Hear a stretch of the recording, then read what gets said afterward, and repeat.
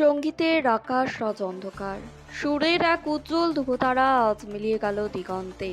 আমাদের সবার প্রিয় আশা তাই, কিংবদন্তি আশা ভোসলে আর নেই। ভারতের প্রধানমন্ত্রী নরেন্দ্র মোদী কিছুক্ষণ আগেই শোক বার্তায় জানিয়েছেন, ভারতীয় সঙ্গীতের এক স্বর্ণযুগের অবসান হলো। 92 বছর বয়সে মুম্বাইয়ের এক বেসরকারি হাসপাতালে শেষ নিঃশ্বাস ত্যাগ করেছেন সুরের এই জাদুকরী। তার ছেলে আনন্দ ভোসলে এক সাক্ষাৎকারে জানিয়েছেন, বার্ধক্যজনিত নানা সমস্যা ও বুকের সংক্রমণের কারণে তিনি হাসপাতালে ভর্তি ছিলেন। এই খবর ছড়িয়ে পড়তেই শোকের ছায়া নেমে এসেছে গোটা দেশে। মোদিজি তার বার্তায় লিখেছেন, আশাজির বহুমুখী কণ্ঠস্বর এবং সুরের সফর প্রজন্মের পর প্রজন্মকে অনুপ্রাণিত করবে। 8 দশকের দীর্ঘ কেরিয়ার, 12,000-এর বেশি গান, বাংলা থেকে বলিউড সবখানে তিনি ছিলেন অপ্রতিদ্বন্দ্বী।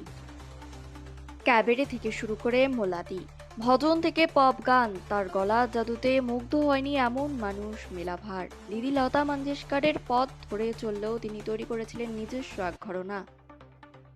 আজ সেই কণ্ঠ চিরতরে স্তব্ধ হয়ে গেল, কিন্তু তার কালজয়ী সুরগুলো অমর হয়ে থাকবে আমাদের স্মৃতিতে। আশা ভোসলের প্রয়াণে শোকাতুর পুরো শিল্পী মহল, ভারতের রত্ন হারিয়ে যাওয়ার শোকস্তব্ধ আপামর সঙ্গীত প্রেমী। প্রধানমন্ত্রীর শোক বার্তায় উঠে এসেছে তার সঙ্গে কাটানো ব্যক্তিগত মুহূর্তের স্মৃতিও। আমরাও তার আত্মার চির শান্তি কামনা করি। আশাজির গান বেঁচে থাকবে আমাদের হৃদয়ে আজীবন। বিদায় আশা, তাই সুরের ভুবন আপনাকে কোনোদিনও ভুলবে না।